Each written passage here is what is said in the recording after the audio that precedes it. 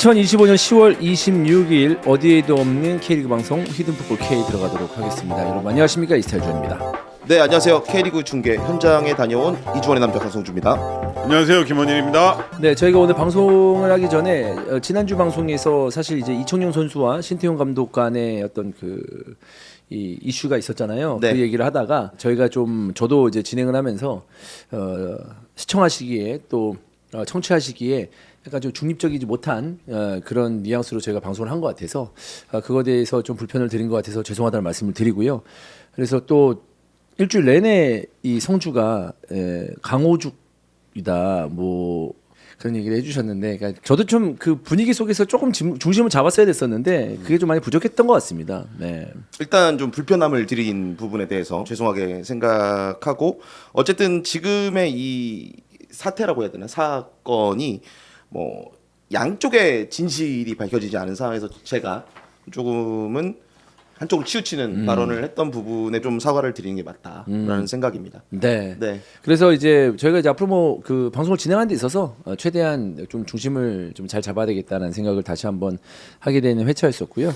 앞으로는 불편을 드리는 일일이 최소화되도록 노력하도록 하겠습니다. 네. 자, 그러면 후원 체크 먼저 해보도록 하겠습니다. 아메님께서 10,000원, 그리고 LYMNKI님께서 10,000원, 멍덩이 2,000원, 쌤 7,500원, DWARF 라이더님께서 10,000원, 테스티파이 10,000원, 노량진 사시미 50,000원. 오. 즐거운 추석 보내셨나요? 이스타TV 7년째 늘 즐겁게 보고 있습니다.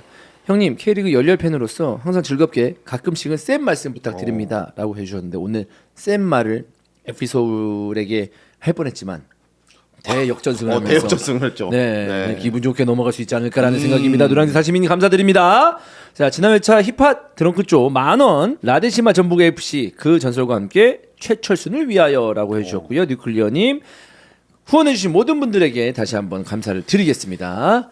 고맙습니다. 감사합니다. 제가 이제 리그1 이야기, 뭐 파이널 라운드 이야기도 있지만 그 전에 리그2 이야기도 할 필요가 있습니다. 그럼요. 인천이 강등 1년 만에 바로 승격을 했습니다. 대단한 결과를 자아냈었고 경기가 아직 많이 남아 있는데도 불구하고 2위인 수원 삼성 블루인스가 따라오지 못하는 결과를 계속 내주면서 일찌감치 인천이 리그에서 우승을 거머쥐면서 승격에 성공을 했는데, 바로 손수호 변호사 인천 훌리건 연결해서 어떤 심정인지 들어보도록 하겠습니다. 여보세요. 손수호 변호사님, 네네. 자 일단 승격 축하드립니다. 네. 너무 기쁘시죠? 좋죠. 좋죠. 네. 그 구단 그 경기 끝나고 나서 또 네네. 팀을 보니까 또 윤정환 감독과 함께 선수들도 매우 좋아하는 모습을 또 볼 수가 있었는데, 예. 오늘 현장에 가셨나요?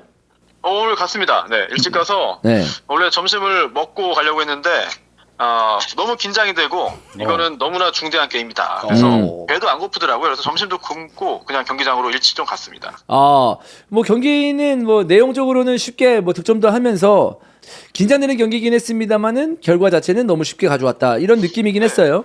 결과는 뭐 아시다시피 굉장히 좋았고, 사실 경기 내용을 잘 몰라요, 저는. 왜냐면 오늘 제일 앞줄에 있어가지고 네.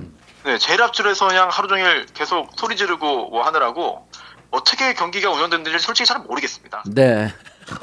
그래도 이제 한 시즌을 돌아보면 아직 경기가 많이 남긴 했습니다만 어쨌든 승격에 성공을 했으니까 우승을 확정 지었으니까 한 시즌 돌아보면 어땠나요? 리그 2의 느낌은 인천 팬하면서 처음으로 느끼는 리그 2 아니겠습니까?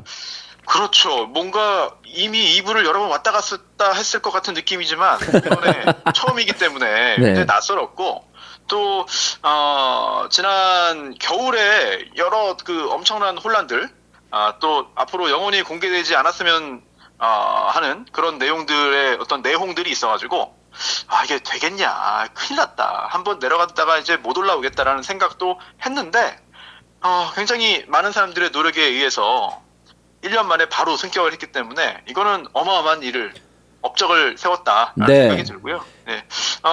특히 그 중에서 제일 중요한 거는 리그 최고의 명장이 명장 값을 했다. 자신의 명장이라고 부를 만한 그런 상황이었고, 그걸 자기 이름값을 했다. 하늘이 도왔다 이런 생각이 듭니다. 오. 야, 윤정환 감독 얘기를 하는 것 같은데 지난 시즌에 강원에서 최고의 성적을 냈었고 그러면서 이제 강원에서 이렇게 빨리 나온다고? 라고 좀 의아했지만 바로 인천의 감독 지휘봉을 잡았습니다. 네네. 그러면서 이제 윤정환 감독의 능력을 좀 의심하는 주위의 시선들도 있었는데 그 의심을 깔끔하게 씻어내는 그런 결과예요. 그렇습니다. 사실 그 윤정환 감독에 대한 의심은 글쎄요. 작년에 했던 사람은 없는 것 같아요. 예전에는 몰라도 또 한번 약간 좀 어려움을 겪은 적도 있었잖아요. KT에서. 네. 근데 그때 이후에 다시 또 본인을 증명을 했기 때문에 네. 의심보다는 도대체 누가 어떤 조건으로 모셔갈 수 있겠느냐. 그런 상황이 아니었나 싶은데 네. 정말 하늘이 도와가지고 인천으로 왔고 또 인천에서 몇 년 만에 승격을 해냈는데 사실 그 일사TV에서 하는 팟캐스트 중에 그 주간 베스트라는 게 있잖아요. 네, 맞아요. 주간 베스트 매주 뭐 그 출연자들 동정도 얘기하고 근황도 얘기하는데 저는 1라운드 보고 야 이거는 되겠다. 그리고 2라운드 보고 이거는 승격 100%다. 네네. 라는 말을 해서 다들 너무 이거 성급한 거 아니냐라고 했지만 저는 이 윤정환 감독의 어떤 경기 판을 짜고 상대를 쥐고 흔드는 모습을 보면서 야, 2경기 봤으면 됐다. 이거는 승격 100%라고 확신을 했고 지금까지 한 번도 의심하지 않고 사실 마음 편하게 있었습니다. 네. 그래서 이렇게 이제 만세! 이렇게 또 이게 열렬하게 촉구의 열렬하게 지지하는 또 이제 팬이 있기 때문에 네. 또 팀이 바로 승격을 한 게 아닌가라는 생각인데 그래도 제가 언뜻 선배님하고 이런저런 얘기를 해봤을 때 리그 2에서 어쨌든 리그 1에서는 지는 경기 또 힘든 경기가 훨씬 많았잖아요. 아, 그럼요. 근데 리그 2에서는 승리하는 경기가 훨씬 더 많고 뭔가 분위기 자체는 굉장히 좋으니까 네. 아 리그 2 좋다. 차라리 네. 올라가는 것보다 여기서 계속 이렇게 이기는 맛 보고 싶다. 이런 식의 어떤 느낌도 이제 있었는데 어떠세요 지금 마음은? 지금도 그래요. 아니 올라가서 막 깨지고 지고 또 상대 그 원정 갔다가 상대편 초등학생 팬들한테 막 그 놀림 당하고 그러면 기분이 안 좋아. 아 네네. 기분이 안 좋아. 네네. 그걸 지금 수없이 했는데 네. 그래서 아 이거 올라가면 또 질 텐데. 네. 예, 뭐 약간 벌써부터 약간 좀 그런 생각이 들긴 하는데 아무튼 뭐 2부에서 그 어느 때보다 많이 이기는 그런 시즌 보냈고 또 네. 많은 팬들도 즐거워했고 재미있게 뭐 성과까지 내고 팬도 더 많이 늘어나고 올라갈 수 있어서 너무나 행복한 시즌입니다. 네. 너무 축하드리고 예. 또 이제 리그 1에서 내년 시즌에는 저희 히드풋볼 K에서도 인천 얘기 많이 하는 그런 시간을 가지도록 예, 하겠습니다. 알겠습니다. 그리고 네. 마지막으로 네. 진짜 열심히 1년 동안 싸워준 팬들의 노고에 정말 감사의 말씀을 드리고 특히 외국인 선수들이 서로 싸우지 않고 또 이상한 짓 하지 않고 아주 높은 수준의 프로 의식을 보여줬어요. 네. 그리고 그중에 뭐 델브리치 선수는 아주 어린 후배들한테 자리를 뺏긴 상황에서도 언제나 웃으면서 최선을 다해서 묵묵히 준비하고 대기하는 모습들이라든지 국내 선수들이 배울 만한 모습들을 많이 보여준 것 같아서 그런 부분들 잊지 않았으면 좋겠다. 그리고 또 김도혁 선수를 비롯해서 국내 그동안 주전 선수였다가 올해 이제 여러 가지 이유로 인해서 자리를 좀 많이 좀 뺏긴 선수들도 끝까지 불만 표시하지 않고 묵묵히 열심히 팀원으로서 노력했다는 게 그런 분위기 하나하나가 쌓여가지고 이렇게 조기 승격까지 오지 않았나 싶어서 팬으로서 감사의 말씀을 드립니다. 네, 좋습니다. 선배님 너무 축하드리고요. 네. 네, 다음에 또 고맙습니다. 뵙겠습니다. 네, 고맙습니다. 네. 네. 자, 선배님, 2부에서 많이 이기는 게 좋다. 근데 사실 이제 이거 농담으로 하는 소리고, 어쨌든 뭐 1부 리그에서 또 좋은 성적을 내면 그만큼의 또 쾌감이 크니까. 그럼요. 또 아시아 네. 챔피언스리그를 경험했던 인천이기 때문에 그렇죠. 네. 그에 대한 성취감과 감동을 알거든요. 네. 인천 팬들이 이제 그런 부분도 아마 또 기대할 수 있는 시즌이 오지 않을까. 네. 그러니까 또 인천이 K리그 1에 올라오면 내년에도 K리그 그 히든 K 합류를 저는 진심으로 축하드리고 네. 직관이라든지 가깝기 때문에 많이 가서 경기를 좀 볼 수 있도록 하겠습니다.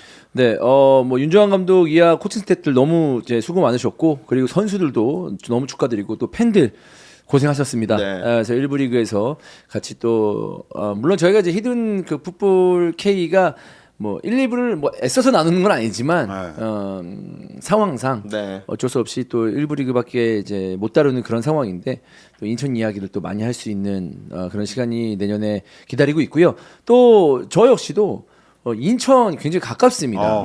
네, 제 집에서 가깝기 때문에 그래서 인천구장도 곧잘 갔거든요. 김포와 더불어서 인천구장까지 또 아이들 데리고 많이 놀러 가도록 하겠습니다.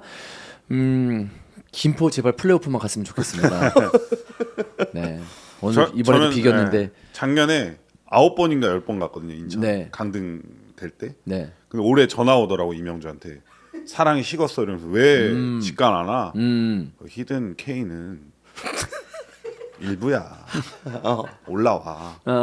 그러면 좀그 이명주 선수한테 좀 동기부여를 줬었던 기억이 있는데 네. 내년에 지난 시즌 강등될 때 그 뜨거운 눈물 흘리는 거를 제가 현장에서 지켜봤는데 올 시즌에 그 눈물이 좀 기쁨으로 돌아온 것 같아서 네. 인천 선수들이랑 뭐 팬들 축하드린다고 다시 한번 말씀드리고 뭐 싶습니다. 손변님도 좋습니다. 전화로 말씀하셨지만 진짜 김도혁이라든지 델브리지 좀 이제 고참급 선수들 주전이었다가 자리를 내준 선수들이 묵묵히 열심히 해준 게 그게 정말 크지 않나라는 네. 생각이 듭니다. 근데 또 본체설 살짝 좀 도는 것 같아요. 어떤 본체설이요? 뭐 강원 준우승에 대한 본체설 또 그러면 아니. 아, 이호 코치가 또 굉장히 또 많은 역할을. 아 죄송합니다. 왜요? 그만큼 아니, 나는 수석 코치를 히든풋볼 K가 이게 나아갈 길이라고 봐. 이게 그래서 뭔가 이렇게 던지는 거죠. 해가지고 뭔가 계속 미끼를 물게끔. 그럼 윤정환 감독은 조윤승 할 때도 정경호 본체설 그치. 누가 본체냐. 그치. 그리고 또 이번에 우승. 또 했는데도 갑자기 누가 본체냐. 이거 그렇게 되는 거예요. 네. 중간 조율을 굉장히 잘한다는 소문을 들어가지고 네. 뭐 이호 코치의 역할도 좀 뛰어났다는 네. 한 시즌을 치르면서. 근데 그런 윤정환 얘기를 들었습니다. 감독이 사실 그 전에는 뭔가 좀 K리그에 와서 그다지 뭐 인상 깊은 활약은 아니었었는데 어쨌든 강원을 이끌고 준우승은 말도 안 되는 거예요. 그쵸, 사실 그쵸. 준우승을 이끌었었고 더 하지 않을까라고 했는데 바로 나왔어요. 그리고 인천 감독을 갑니다. 이렇게 힘든 길을 선택해? 근데 인천을 바로 승격시킨다? 이거 쉽지 않습니다. 네, 이거 쉬운 거 아니에요. 그래서 대단한 업적을 지금 2년 연속 보여줬기 때문에 내년에 윤정환 감독이 K리그 안에서 그냥 인천의 멤버를 봤을 때 또 인천의 어떤 지원을 봤을 때 우리가 우승을 바라는 건 아니잖아요. 어느 정도 단단한 모습과 인천이 목표로 한 그 순위 이상만 보여줘도 윤정환 감독의 지도력은 다시 한번 1부 리그에서 각광을 받을 수 있는 기회를 잡은 거죠. 그럼요. 스스로 또 증명할 수 있는 감독이 됐다라고 네. 볼 수 있습니다. 그렇습니다. 자, 그럼 본격적으로 K리그 이야기, 1부 리그 이야기 한번 해보도록 하겠습니다. 광주 대 안양 경기입니다. 현장에서 중계를 했었죠? 네, 제가 현장에 다녀왔습니다. 이게 굉장히 좀 치열할 것으로 예상이 됐고요. 파이널 라운드 B 그룹에서는 최상단에 있는 두 팀. 승점은 같았지만 경기 시작 전에 다득점으로 안양이 앞서 있는 상황이었습니다. 최근에 좀 흐름을 놓고 본다면 안양은 7경기 동안 지지 않는 흐름을 이어가면서 파이널 라운드에 들어왔고 광주는 오히려 좀 득점하는 데 어려움이 있었기 때문에 최근에 승점을 좀 많이 쌓지 못하면서 파이널 A 그룹 도전에 실패했던 아쉬움이 좀 있었던 상황이었잖아요. 특히 광주가 최근에는 홈에서 승률이 좀 좋지 않았습니다. 그렇기 때문에 공격에서 득점을 하는 이 훈련을 좀 많이 했다라는 이야기를 경기 전부터 이정효 감독이 많이 했고 결과적으로는 1대 0으로 광주가 승리한 경기가 됐는데 이 두 팀이 31라운드에서 만났을 때도 굉장히 치열했어요. 제가 네. 이제 리뷰 그때도 중계를 했기 때문에 현장에서 보고 왔잖아요. 수비하는 방식에 대해서 굉장히 철저하게 준비를 했다. 또 특히나 안양은 지난 라운드에서 김천을 상대로 4대1 승리를 거두면서 진짜 올 시즌 최고의 경기력을 보여줬었기 때문에 광주 입장에서는 철저하게 수비하는 연습을 했을 것이다. 라는 것이 경기에서도 그대로 드러났습니다. 경기 종료 후에 이 박인혁 선수가 이 수훈 선수 인터뷰를 했는데 물어보니까 감독님이 일주일간 훈련하면서 일침을 날렸대요. 야, 우리 팀은 골을 못 넣으니까 어떻게 해서든 막아야 한다. 공격수들에게 어떻게 보면은 좀 이 동기부여를 줄 수 있는 멘트였고 이제 그런 포인트들을 하나하나 짚어가다 보니까 득점에 성공할 수 있었던 박인혁 선수의 장면이 나왔는데 광주가 역시 안양의 공격력을 잘 막아 세운 것도 있지만 안양 선수들의 경기 컨디션이 지난 라운드와 너무 대조적이었다. 좀 몸이 무거워 보였다. 이런 부분도 없지 않았다라는 생각이 듭니다. 이 안양이 경기 초반부터 기세를 타서 밀고 올라가는 흐름을 잡으면 정말 무섭게 무섭죠. 무서운 무섭게 팀이죠. 몰아붙이는 네. 팀이라는 것을 우리가 올 시즌 경기를 통해서 알 수 있잖아요. 근데 초반부터 조금 막히니까 오히려 서두르게 되고 볼 처리에 대해서 좀 미스가 나오는 성향들도 좀 많았다. 그리고 이정효 감독이 좀 이 경기의 수비 방식을 생각하면서 안양이 굉장히 도전적인 패스들을 많이 시도하는 팀이잖아요. 근데 그 도전적인 패스라는 것 자체가 확률이 50대 50인데 그 싸움을 시도할 때 우리가 그 확률을 떨어뜨리는 수비를 하자라고 딱 준비를 한 것 같아요. 패스 길목 차단 그리고 마테우스라든지 토마스가 돌아서는 방향에 대한 것도 미리 좀 예측이 돼 있었다. 이런 것들이 많이 좀 느껴졌던 경기 운영이었습니다. 그러니까 사실 이제 경기가 1대 0으로 광주가 승리를 했는데 네. 많은 득점이 터지지 않았어요. 네. 근데 결국 광주 입장에서는 홈이기도 했었고 뭔가 승점을 양팀 모두 다 이제 필요로 하는 그런 네. 상황이었는데 오버할 필요는 없었거든요. 그럼요. 왜냐하면 이제 지는 것보다는 승점 1점이라도 따내는 게 나으니까 당연하죠, 지금 분위기를 당연하죠. 봤을 때. 네. 그래서 그 이종현 감독이 안양의 어떤 강점을 잘 파악을 하고 잘 막아섰던 게 아닌가라는 생각이었었고 어떤 뭐 팽팽한 느낌이 들긴 합니다만은 이제 원정팀인 안양이 약간 좀 역부족인 그런 어떤 분위기였다. 그러니까 지난 김천전과 비교해봤을 때는 안양이 확실히 원정 경기고 주원영 이야기한 것처럼 승점 1점도 나쁘지 않은 결과이다 보니까 무게중심 자체를 경기 초반부터 지난 경기만큼 올리진 않았어요. 그거를 딱 어디 보면 알 수 있냐면 토마스의 위치거든요. 토마스가 공격적으로 나섰던 지난 경기였다면 이번 경기에서는 지난 라운드에서 K리그 데뷔골 넣어서 주원영한테 축하를 받았던 한가람 선수가 부상으로 좀 빠졌어요. 최규현과 토마스가 나왔을 때 최규현에게 홀딩시키고 토마스를 한 칸 위에 두면 이거는 공격적인 무게중심인데 토마스를 오히려 뒤로 빼면서 조금은 안정감 있는 후방에서의 무게감을 선택했던 유병훈 감독이었고 그러다 보니까 공격에서의 디테일이 좀 떨어진 부분도 없지 않습니다. 네. 근데 저는 광주 이정효 감독의 축구가 이정효 감독이 원하는 축구가 아니잖아 지금 하는 게. 근데 원하는 축구라는 것이 우리가 기억하는 23시즌, 그렇지. 24시즌에서 어떻게 보면은 뭐 수비하는 것보다 계속 우리는 한 골 더 넣겠다, 더 넣겠다 공격 지향적으로 나서는 것을 많이 봤기 때문에 이조혜 감독이 원하는 스탠스는 이거다라고 하지만 현재 스쿼드에서 그렇지. 우리가 끌고 나가야 할 방향은 그치. 이 경기의 컨셉은 이거다. 근데 그게 수비의 무게중심을 더 둘 수밖에 없는 올 시즌인데 그걸 너무 잘하고 있어요. 근데 그게 맞는 선택이죠. 네. 근데 진짜 맞는 선택인데 나는 그 전에 23 축구를 보고 싶은 마음이 있기 때문에 이 승리랑 별개로. 그렇지 할 수 네. 있지. 이종현 감독 그렇게 해서 막 해가지고 또 올라가고 맞아. 뭐하고 자기만의 어떤 플랜을 가지고 할 수 있지. 그리고 나서 이제 강등. 진짜로. 맞아요. 그럴 수 왜냐하면 있지. 네. 이렇게 했다가 잘 나가다가 이번 지난 시즌 잘 나갔는데 근데 막 지원이 별로 없는 팀인데 막 선수가 많이 빠져나갔어. 그럼 뭐 부상도 있고 어쨌든 그 축구를 할 수 있는 상황은 맞아. 아니야. 근데 그것을 계속 유지하잖아요. 네.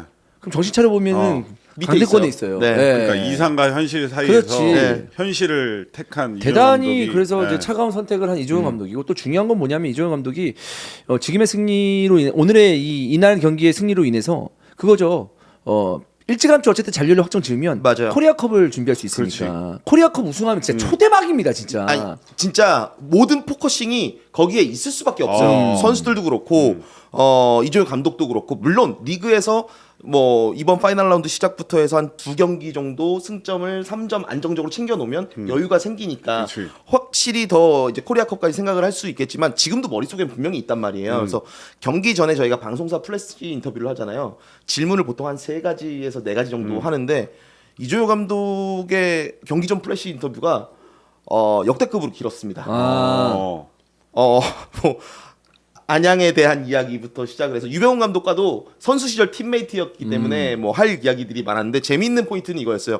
유병훈 감독이 선수 시절에는 축구에 집중하기보다는 다른 거에 많이 신경을 썼었는데 지도자로서는 축구에 몰입하고 있고 이런 모습을 되게 존중하고 칭찬하고 싶다라는 얘기부터 시작을 해서 네. 안양의 강점 또 안양과 광주를 직접적으로 비교하는 22시즌부터 계속해서 안양과 경쟁을 하고 있는데 K리그 2부터 안양은 점차 성장해 나가는 모습이 보이는데 우리 스쿼드 뎁스는 점점 약화되는 게 너무 안타깝고 안양이 부럽다라는 이야기도 했고요.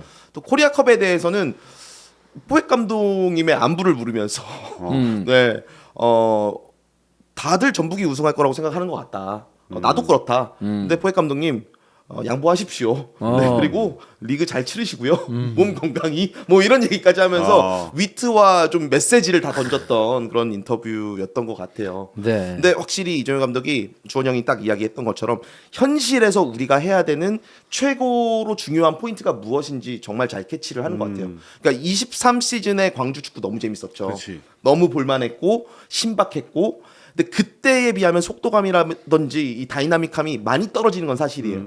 근데 지금 살아남기 위해서 지금의 스쿼드와 할 수 있는 최선의 선택을 이정효 감독은 하고 있다. 그렇지. 이렇게 좀 정의할 수 있을 것 같습니다. 그리고 여기 이렇게 가지고 있는 거 아니야? 또 언제든 꺼냈을 수 있게끔. 근데 그게 또 이준영 감독이고. 그렇죠. 근데 어쨌든 뭐 지금 K리그에서의 경쟁을 놓고 보면 광주라는 팀에 대해서 상대가 굉장히 준비를 많이 하고 나오잖아요. 그러다 보니까 돌파할 수 있는 길목 자체가 많지는 않은데 거기서 하나하나 만들어낸 게 결국에는 이날 결승골로 나왔던 거거든요. 크로스를 안쪽 니어로 바짝 붙여주지 않고 약간 박인혁의 움직임이 탁 튀어나오는 상황에서 크로스를 받았고 거기서의 이제 결승골이 나왔는데 박인혁 선수가 그러더라고요. 감독님한테 원포인트 레슨 받았는데 그 장면이 그대로 나온 것 같다. 정확히 뭔지 밝힐 수는 없다. 비밀이기 때문에 라는 얘기를 했습니다. 네. 근데 안양은 어쨌든 그 PK를 놓치면서 승점을 좀 날려버렸습니다. 이 경기 막판에 페널티 PK 전에 그거 얘기해줘야지. 어떤 거요? 전반 끝나고. 이 안양이 조금 흔들렸어요. 이번 원정에서 지난 경기에서 너무 좋았기 때문에 이제 유병훈 감독도 항상 걱정하는 건 이거예요. 큰 승리 혹은 잘된 경기 이후에 선수들이 너무 자신감에 꽉 차 있으면 오히려 실수들이 많아지는 부분을 시즌 초반에 좀 경험을 하고 난 뒤에는 오히려 좀 자중시키는 모습이 있었는데 이날 경기 전반전 종료 휘슬이 울리고 나서 권경원 선수와 모따 선수가 약간의 마찰이 있었습니다. 정확히 기사화가 되지 않았기 때문에 어떤 내용을 주고받았는지는 모르겠지만 아마 이걸 거예요. 권경원 선수 입장에서는 모따가 전방에서 조금 더 싸워주고 볼을 빼앗겨도 수비 가담을 해주는 속도도 빨리 가져와야 팀적으로 좀 밸런스를 안정적으로 가져갈 수 있는데 그게 부족했기 때문에 좀 모따에게 그런 부분에 어필을 한 것 같아요. 근데 모따도 약간 업돼 있었어요. 수비수들한테 변준수, 진시우와 싸우면서 모따가 계속 좀 싸움에서 밀렸거든요. 그러면서 모따가 상대를 좀 긁는 행동들이 있었어요. 약간 파울 유도하고 아니면 이렇게 언쟁을 벌이는 그 부분도 권경원이 아마 어필을 했을 거예요. 그러다 보니까 이제 좀 신경질을 서로 내다가 길어지진 않았습니다. 빨리 선수들이 들어가면서 라카룸에서 뭔가 있었다라는 이야기는 들리는데 그래서일까요? 한 5분 정도 늦게 나왔어요. 후반전 시작할 때. 그래도 경기 중에 장면들을 보면 잘 봉합이 됐다. 쌍따봉도 날려주고. 권경원 선수가 모따를 향한 크로스를 올려줬을 때 모따가 이 아이컨택이 되면 서로 알잖아요. 쌍따봉 권경원이 볼 때까지 해주는 그런 모습으로 잘 마무리가 됐는 줄 알았는데 쌍따봉도 날리고 볼도 날리고. 권경원이 얻어낸 페널티킥을 네. 모따가 힘차게 펐습니다. 공경원 그 파울을 어떻게 봐요? 공경원에게 가해진 파울. 저는 그냥 수비수 입장에서는 그냥 개학등. 그래서 했는데. 근데 이걸 또 이렇게 밑에 이렇게 있어서 이렇게 치면 파울이긴 하잖아. 그러니까 맞아. 이게 어려운 거야. 진시우가 못다 하고 경합을 했어요. 그 상황에서. 근데 그 옆에서 또 이제 이 박스 안에 경합을 참여하고 있던 권경원의 얼굴을 친 건 맞아요. 근데 이제 진시우 입장에서는 내가 어쨌든 점프를 하고 경합을 할 때 자연스러운 손 동작이 나올 수 있는데 그거에 맞는 것까지 조심해야 되냐? 라고 이야기할 수 있는 부분인 것 같거든요. 아니 그러면은 이제 공격수가 공을 보는 게 아니라 수비수 팔꿈치를 어디 딱 그 낙하점을 봐가지고 거기에 팔꿈치 맞는 거야? 밑으로 딱 들어가는 거야. 그다음에 탁 맞아서 넘어가면 이제 또 PK 불 수 있는 상황이 나오는 거잖아. 그것도 가능한가 근데 그렇게 보면서 계속 그것만 보고 있는 거야 그러면? 아니 공이랑 팔꿈치랑 같이 보는 거지. 그러다가 이제 공이 낙하점 가는 척하면서 팔꿈치나 이런 쪽으로 딱 들이댔을 때 뭔가 액션이 가면 이제 불어야 되는 상황이잖아. 근데 난 이 장면에서 되게 이상하다는 생각은 안 들어요 사실. 그러니까 근데 저는 양쪽 모두의 입장이 공존한다. 그렇기 때문에 이건 주심의 최종 판정이었는데 비디오 판독 이후에 VAR PA 퍼블릭 아나운스먼트를 통해서 진시우 선수의 스트라이킹 파울이라고 지적을 했어요. 이제 스트라이킹 파울이면은 뭐 얼굴을 가격한다든지 이런 행위에 대해 스트라이킹 파울로 정의를 하는데 그 항목만 놓고 보면 맞거든요. 정확히 맞았기 때문에. 근데 이제 진슈 입장, 광주 입장에서는 아니 그러면 경합하고 있는 선수가 거기까지 신경을 써야 되냐라고 할 수 있는 충분한 장면인 것 같아요. 근데 우리가 뭐 심판 얘기하는 거 그렇게 좋아하진 않잖아요. 이건 것 같아요. 추후에 비슷한 상황이 나왔을 때 어떤 판정을 내릴 거냐. 이번엔 PK를 줬거든요. 근데 뭐 그치. 다음 라운드에서 안 주고. 똑같은 상황이 나왔을 때 이 상황 PK를 안 불면 그때 문제. 그때 논란이 되는 거예요. 네. 그래서 이건 참 어려운 직업이다라는 생각을 다시 한번 현장에서 하게 됐습니다. 네.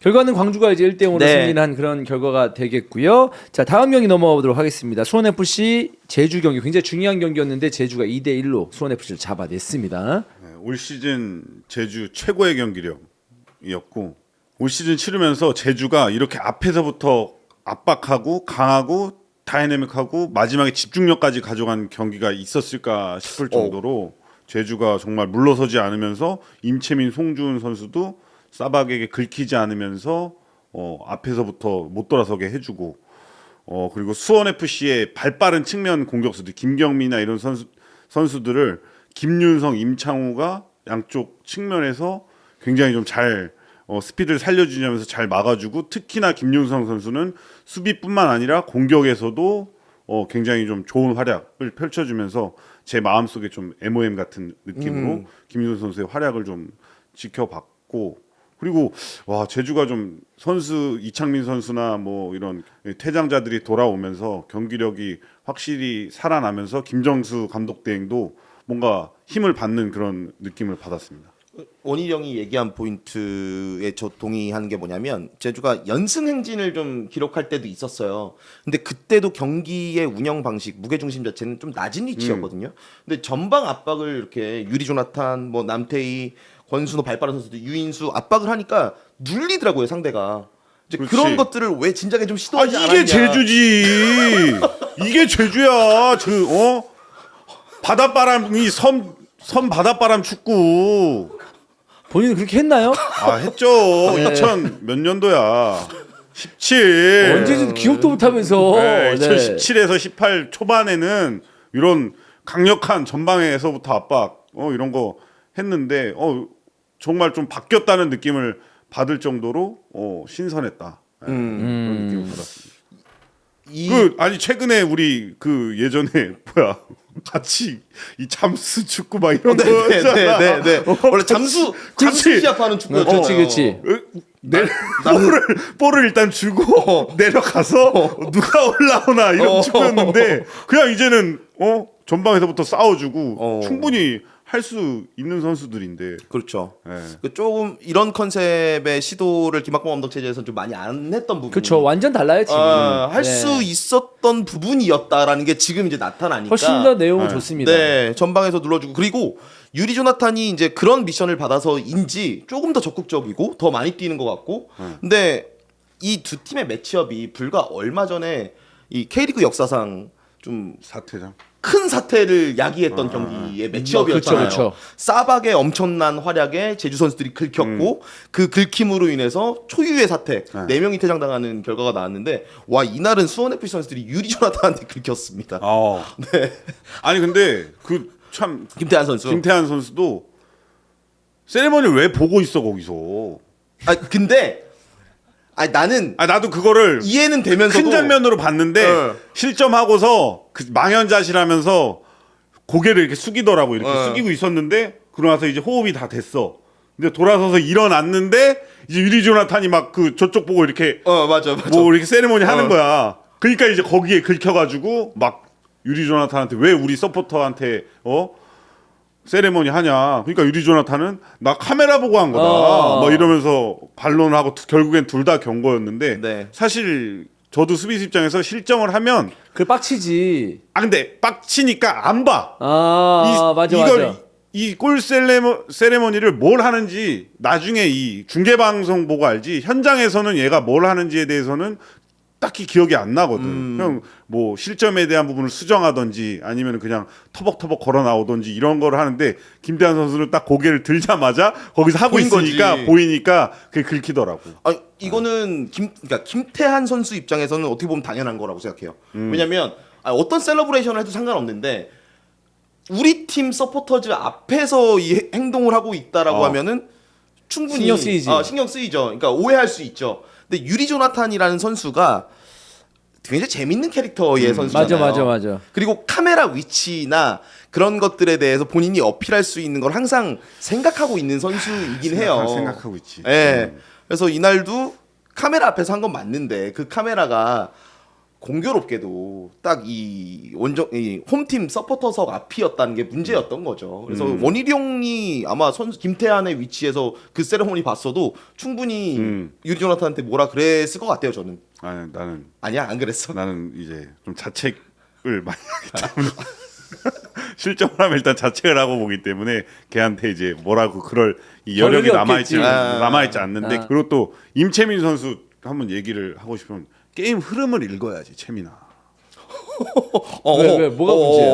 지금 약간 지적해 주는 거예요? 그렇지. 어. 그 VAR 온필드 리뷰하고 있는데 왜 코너킥 안 차냐고 뭐 하냐고 막 하면서 빨리 차라고 막 그러는 거야. 다른 애들은 다 그거 알지만 듣고 있는데 빨리 이거 무조건 봐달라고. 핸들이니까 이거 불 수 있다. 그렇기 때문에 좀 늦추는 성향 늦추잖아. 이 선수들이 기다려보잖아. 근데 임채민은 뭐 자기 혼자 막 그 바빠 막 코너킥 하는데 빨리 뭐야 1번이야 2번이야 막 이러고 있는 거야. 근데 나머지 선수들은 이제 심판의 어떤 심판의 그걸 그 보면, 시그널을 이것만 가도 뭔가 이 핸들링으로 VAR실에서 왔다 갔다 하고 있는구나. 그거를 신경 쓰고 있는데 임채민 선수는 1번이야 2번이야 하면서 뭐 할 거야 이러면서 계속 막 이러면서 막 짜증내더라고. 근데 나머지 선수들은 이제 그 PK 그 기다리고 여부를 있는데. 하고 있는데 그쵸. 그래서 이제 임채민 선수도 지금 게임 이 베테랑이잖아요. 그러니까 이제 흐름을 읽어야 된다.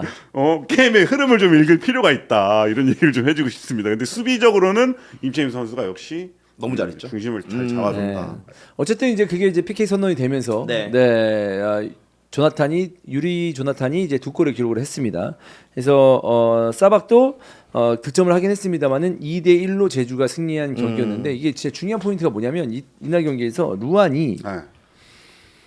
김은중 감독한테 후반전에 경기 빼달라고 했대요. 그래서 왜 그러냐 했더니 선수들이 다 숨어 있다. 이래서 어떻게 같이 팀으로 하냐. 그러면서 김은중 감독도 인터뷰에서 경기 끝나고 인터뷰에서 나는 우리 선수들이 너무 나약하다고 생각한다. 그러니까 뭔가 이제 이날 경기에서 너무 자신감이 없는 모습이었었고 다 숨어 다니는 모습이었었고 서로 스스로 작아지는 모습이었다. 만족하지 않는다. 뭐 이런 식으로 얘기를 했거든요. 그러니까 루안이 그렇게 얘기한 거에 대해서 약간의 힘을 실어준 그렇죠. 김은중 감독이 되겠는데. 그러니까 동의한다는 거죠.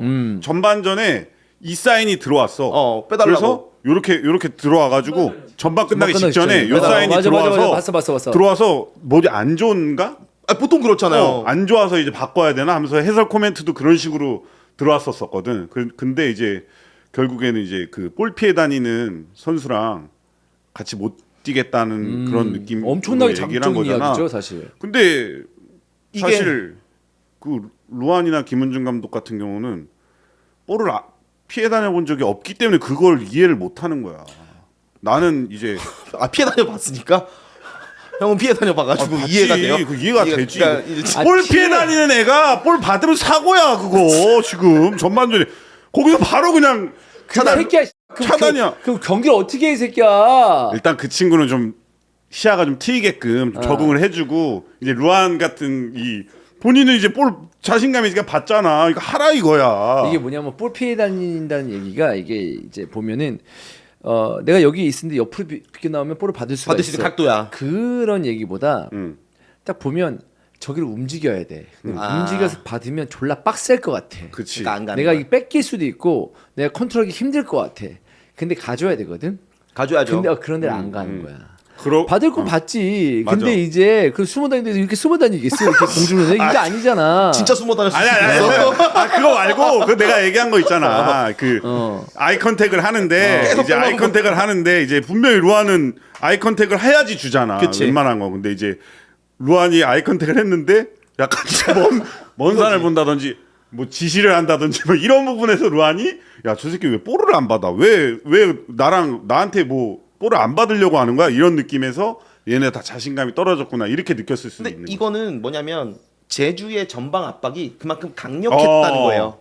쌓이고 강력했다. 고개를 들기 전에 전방 압박을 하기 때문에 볼을 받으면 어차피 뺏기니까 이제 볼을 피해 다닌다는 느낌을 받았었던 것 같아요. 그렇죠. 그러니까 제주의 전략이 먹혔다라는 거죠. 이게 이런 포인트만 놓고 봐도. 어쨌든 되게 빡빡한 경기긴 했어요. 네. 양팀 모두. 그리고 마지막까지 또 찬스가 있었는데 그 황재윤 골키퍼가 괜찮은지 모르겠네요. 일단 기사 이게 수원 FC에서 공식적으로 발표는 했는데 이제 뇌진탕 증상과 경추 염자 정도로 이 정리가 된 것 같아요. 뭐 뇌출혈이나 그 이상의 이상 소견은 현재까지는 지금까지는 없는 없고 것으로. 다행스럽습니다. 네. 왜냐하면 이제 최병욱 선수가 이제 황재윤 선수를 이제 차는 장면인데 그 좀 침착할 필요가 있었습니다. 그렇게까지 네. 할 필요가 없었는데 너무 흥분한 나머지 이렇게 좀 된 게 아닌가라는 생각이거든요. 너무 무리한 도전이었습니다. 네. 진짜 위험한 장면이 될 뻔했어요. 그러니까 전반전에도 한번 네. 경합 상황이 있었는데 후반전 막판에는 진짜 제가 올 시즌 본 그 부상 장면 중에 정말 제일 아찔했어요. 네. 네. 진짜 아찔한 장면이어가지고 그렇습니다. 진짜 어. 막 일어나가지고 또 휘청거리고 막 네, 그랬잖아요. 그래서 본인은 하겠다. 뛰고 싶은데 근데- 당연히 된다고 생각을 네. 하는 거지. 근데 이제 아니죠. 의료진 안 된다. 결국에는 이제 트레이너 안 된다. 서보면 어지럽고 그 핑 돌기 때문에 잘 수톱을 했다고 저는 생각을 합니다. 네, 순위 얘기를 좀 해봐야 될 것 같습니다. 수원 FC가 승점이 38점, 제주가 승점이 35점이거든요. 이거 지금 3점 차가 나고 있는 상황인데 제주가 수원 FC를 바짝 쫓아가고 있는 상황이고 울산까지 41점이죠. 네, 그래서 바짝 이제 추격을 하려고 준비를 하고 있는 제주인데 일단 뭐 지금 상황에서도 이 플레이오프를 치러야 되는 순위권에서 쉽게 벗어날 수 있느냐 그렇게 보이지는 않습니다. 그러나 내용적으로 봤을 때는 지금 굉장히 오랜만에 승리를 했고 그렇다고 해서 이게 뽀록이냐 그런 것보다 사실 이 정도의 경기력 좀 좋아지는 경기력은 김종수 감독 대행 이후에 속도감이 달라졌으니까 뭐 충분히 이제 다음 경기도 이제 기대할 수 있는 제주의 상황이기 때문에 조금은 긍정적으로 볼 수 있는 부분은 있다. 뭐 말이 그거지 7월 23일인가 25일인가 마지막 승리고 11경기 만에 승리한 거잖아요. 맞아요. 지금 너 내일 개축돼요. 내일 모레 영하권 들어간대. 예, 잠깐 영하권 들어갔다 나오는 것 같은데 걔 생여름에 한 번 이기고 무더위 때, 그 삼복더위 때. 이기고. 그리고 이제 한 번 이긴 거예요. 네. 그래서 그러니까- 진짜 진짜 어렵게 이겼구나라고 생각하는데 이 팀보다 바로 아래에 있는 또 그 팀도 그렇게 보면 또 신기하고. 그렇죠. 네, 네. 그렇습니다. 축구라는 게 그렇습니다. 그러니까 윤빛가람 선수가 좀 복귀를 했습니다. 이게 두 번째 경기, 네. 지난 경기에서 잠깐 뛰었고 이번에 복귀를 했죠. 네, 네. 복귀를 이제 하면서 시즌 막판에 좀 힘을 보탤 수 있는 상황은 수원 FC 입장에서 다행인 것 같아요. 지금 윌리안이 빠진 이후에 공격 패턴에 대해서 상대도 좀 이제는 읽고 물론 사박과 루안이 잘해주고 있지만 좀 아쉬운 포인트들이 분명히 있었거든요. 근데 윤빛가람이 좀 경기 시간을 늘린다면 충분히 더 좋은 옵션을 또 만들어낼 수 있다라고 볼 수 있습니다. 네, 좋습니다. 다음 경기 한번 넘어가 보도록 하겠습니다. 전북 대 김천 경기입니다. 이 경기도 사실 뭐 워낙 상위권에 있는 경기고 전북이 이제 리그 우승을 거머쥐었고 하기 때문에 뭐 크게 이야기를 하는 어떤 내용적으로 크게 얘기할 건 없을 것 같은데 몇몇 포인트가 있어요. 네. 일단 골이 무지하게 많이 나왔다. 3대2. 네, 3대 2로 나왔다. 3대 2로 인데 이제 김천이 승리를 했고, 네. 전북 선수가 4득점 네. 했고 전북 선수가 4득점인데 네. 여기서 이동경 선수가 2골을 기록했었고 근데 그게 이제 자책골로 기록이 되면서 네. 이동경 선수가 굉장히 황당해했다는 후문인데 이 장면 봤을 때 자책골이 맞다? 아니다. 얘기해 주세요. 이동경 선수의 골 자책골입니까? 아닙니까? 저는 개인적으로 봤을 때 제 얘기하겠습니다. 그러니까 제 주관이에요. 자책골 맞다. 이동경의 득점이다. 그걸로 살려줘야 된다. 약간- 아니 이 장면에서 이동경을 봤을 때 네. 이게 왜 자책골이 되는 거죠? 일단은 마지막 나는 그게 이해가 안 돼. 그냥 골대 밖으로 나간다는 그쵸, 걸로 그쵸. 자책골로 아니 이게 각도가 있었을 때 그 네. 각도에서는 골대 안으로 이렇게 보이는 게 더 이상한 거예요. 그 무슨 말인지 알죠? 네네네. 예. 그러면 골대 안으로 차려 그러면 골대 맞거나 오히려 옆금을 맞을 수 있어. 그치. 근데 우리는 이동경의 이 센스를 왜 무시하죠? 뭐냐면 이동경은 딱 보고 나서 그 공 하나가 있는 거야. 이거 쿠션으로 넣어야지. 쿠션. 쿠션으로 그러니까 포켓볼 동호회 회장으로서 쿠션을 보고 근데 순간적으로 근데 쿠션을 송범구 보잖아. 쿠션이면 자책골이 맞다는 거잖아. 그치. 그렇지. 송범구 규정상. 쿠션이면 자책골인데 만약에 송범근이 지나쳐도 이게 들어갈 거냐 안 들어갈 그렇지. 거냐라고 판단을 원래 그건 맞는데 아. 이 정도의 상황에서 공격수가 득점을 하려고 슈팅을 했을 때 이걸 자책골로 그 앞쪽에 수비수도 아니고 골키퍼 맞고 들어갔는데 그러니까- 나는 이거는 너무 가혹하다고 보는 거예요. 가혹하죠. 근데 제가 볼 때 이 어쨌든 심판 평가관과 경기 기록관이 있잖아요. 경기 감독관도 있고 거기서 봤을 때는 이거는 이동경이 마지막에 동료에게 패스를 주려고 찔렀다라고 본 게 아닐까. 자 네. 들어보세요. 네. 아 무슨 말인지 알겠어요. 네, 네. 동료에게 주려고 했는데 잘못 맞아가지고 그 안쪽으로 더 이제 골대 안쪽으로 좀 살짝 들어갔다 이 얘기 아니야? 아니 잘못 맞아서가 아니라 송범근 맞고 굴절이 됐잖아요. 네네네. 근데 이동경의 마지막 터치는 오른발이었습니다. 오른발 코로 오른발. 찔렀어요. 네. 그리고 볼의 스핀 방향, 진행 방향을 보면 골문 안쪽으로 휘어 들어가는 스핀이 아니고 반대쪽 스핀이 조금 있는 거의 무회전성이었거든요. 그러니까 골문 안으로 향하는 길이 아니었다라고 본 게 아닐까. 그렇기 때문에 자책골로 기록을 한 것이 아닐까. 본인의 의견은? 제 그냥 생각에. 뭐 존중합니다. 네, 제 생각에. 네. 네. 근데 제 느낌에는 이게 이제 이동경의 어떤 그 센스나 이런 거 봤을 때 패스의 의도는 아닌 것 같아요. 저는. 그러니까 본인이 찔러서 넣으려고 했다 구석으로. 그렇죠. 방금 말한 쿠션으로. 그러니까 이 빡빡한 분 걸린 것 같아. 경기 감독관과 이 기록관들. 그러니까 뭔가 이 성향에 따라서 이렇게 해줄 수도 있는 그 기록관이 걸린 게 아니라 나는 무조건 이걸 봐야 된다. 요 기준에 정확하게 나는 내가 봤을 때 이거다라고 했기 때문에. 이런 상황에서 근데 이거 보니까 성준 말이 맞는 것 같기도 하고 다시 보니까 네 설명을 들으니까 그쵸. 약간 좀 이해가 되죠. 약간 좀 바깥쪽으로 밀려고 하는 그 네, 느낌이 있었던 것 같기도 마지막 하고. 터치가 약간 요런 느낌. 요런 느낌. 이게 뭔가 슈팅의 느낌의 발 모양이 아니죠. 발끝 모양이 아니야. 그쵸. 나 이거. 근데 본인은 억울했단 말이야. 본인은 슈팅이라고 했잖아. 그러니까 이게 본인이 근데 또 다른 면으로 이게 슈팅이라고 생각해서 하잖아? 네. 그럼 또 잘한 슈팅으로 것 같고. 보여요. 그러니까 약간 살짝 톡킥 같은 느낌도 들고. 그럼 이 정도는 그냥 슈팅으로 좀 해주지. 나는 그렇게 생각해요. 그러면 그거잖아요. 사실 이제 이 공의 각도가 골문 쪽으로 향했냐 안 했냐 그것까지 봐가지고 그렇게 해야 된다는 거 아니야? 그쵸, 맞습니다. 예. 네. 뭐 근데 그런 기준이 있다면은 만약에 그 기준이 확실하다라고 하면은 그 기준대로 가야 되겠죠. 선수는 억울한다고 하더라도. 예. 그래서 이동경 입장에선 굉장히 아쉬울 수 있는 장면이었고 또 뭐 자책골로 기록하는 게 완전히 또 납득이 안 되는 상황은 아니다. 라는 생각입니다. 제 생각은 그랬습니다. 네. 네.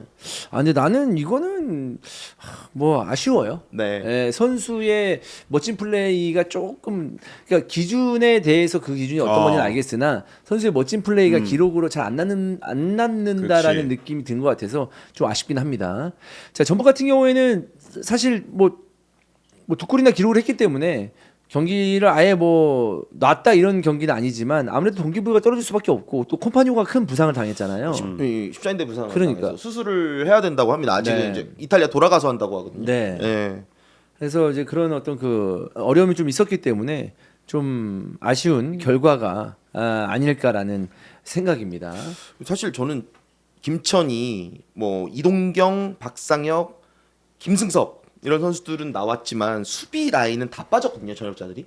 그래서 좀 이번 경기 어렵지 않을까라고 예상을 했는데 확실히 이 팀이라는 게 시스템이 중요하구나라는 걸 또 느꼈습니다. 이번 경기를 통해서. 어쨌든 훈련하면서도 이 위치에 들어갔을 때 이 선수들이 어떤 역할을 해야 되는지가 명확하게 지금 짜여져 있는 정종현 감독 체제에서의 모습이기 때문에 선수들이 들어갔을 때 큰 문제 없이 물론 디테일은 좀 떨어지는 부분이 있었지만 그래도 좀 단단하게 지킬 수 있었던 부분이 인상적이었습니다. 저는 이동경이 울산으로 네. 돌아간다고 했을 때 이제 흔들리는 팀에서 이동경이 돌아가서 이동경 하나로 뭔가를 이제 바꿀 수 있을까? 분위기를 바꿀 수 있을까라고 생각을 했는데 저는 이날 경기 보고 바꿀 수 있다.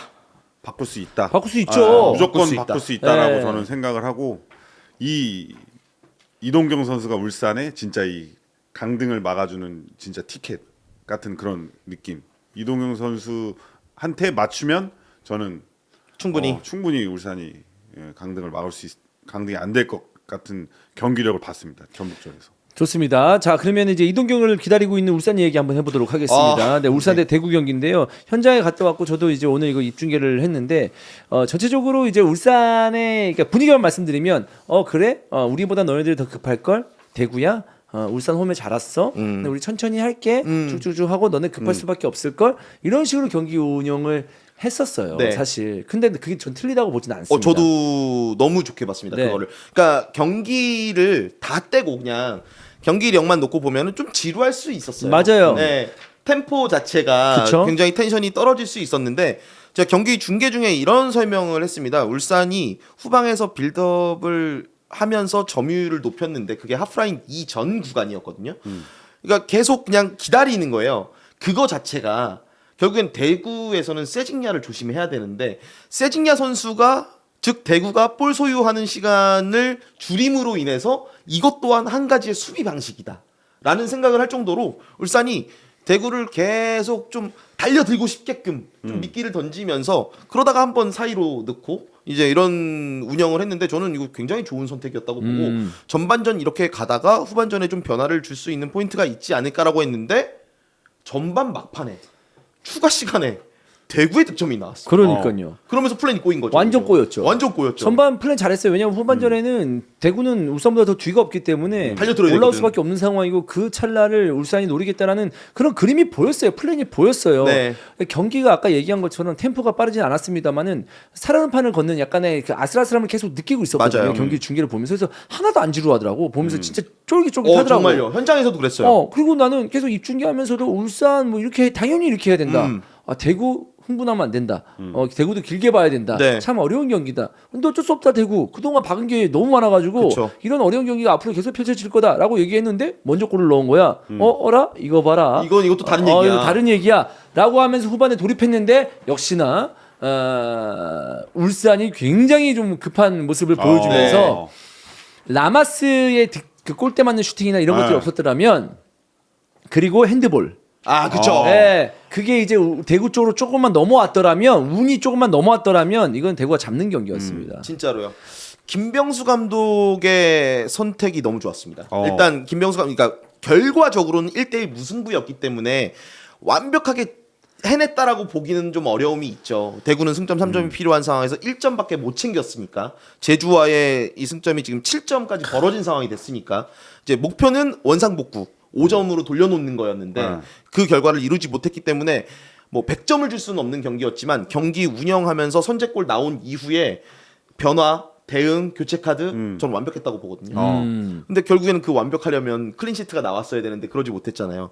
라마스 이야기해 주셨는데 이림 선수를 빼고 라마스를 투입했어요. 근데 그러면서 김주공을 측면으로 보내고 라마스는 사실상 이 세징야와 함께 톱 자원으로 올라갔는데 이날 저는 좋았던 게 지난주 우리가 리뷰를 하면서 좀 이 얘기했던 게 라마스가 들어왔을 때 중원 싸움의 힘이 좀 떨어지는 거 그거에 대한 리스크를 이번에는 카를로스와 김정현의 투볼란치로 투입을 하면서 울산의 공격 라인 커트를 너무 잘했고 수비 라인과의 밸런스를 잘 맞춰서 후방을 정말 단단하게 채웠어요. 저는 이거 진짜 라마스를 투입하면서 카를로스나 김정현 선수를 빼지 않고 위로 올려놓은 선택도 너무 좋았고 그리고 또 이제 수비 위치에서 이진용 선수를 투입했던 교체 카드도 좋았고 그리고 마지막에 홍정훈을 투입하면서 백스리 전환 하면서 계속 밀고 들어오는 울산 선수들의 수적 압박을 좀 버텨내는 선택도 좋았다고 보거든요. 아니 근데 그 카를로스는 어디 있다 왔어요?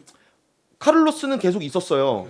예, 있었는데 오늘 활약이 너무 좋아서 오늘 같이 잘했던 경기는 별로 기억에 나지 않습니다. 그렇지. 네. 오늘은 딱 공격의 비중 낮추고 수비 위치에서의 미션을 확실하게 준 것 같고 그 역할은 정말 수행을 잘했다라고 저는 생각합니다. 시즌 막판에 지금 칼로스가 꽤 좋은 모습을 네, 보여주고 네, 네. 이제야 좀 적응을 좀 한 게 아닌가라는 네. 생각이 들 정도로 어쨌든 안정적인 모습을 보여줬는데 이거 얘기를 좀 해봐야 될 것 같아요. 정승인 핸드볼 어떻게 보시나요?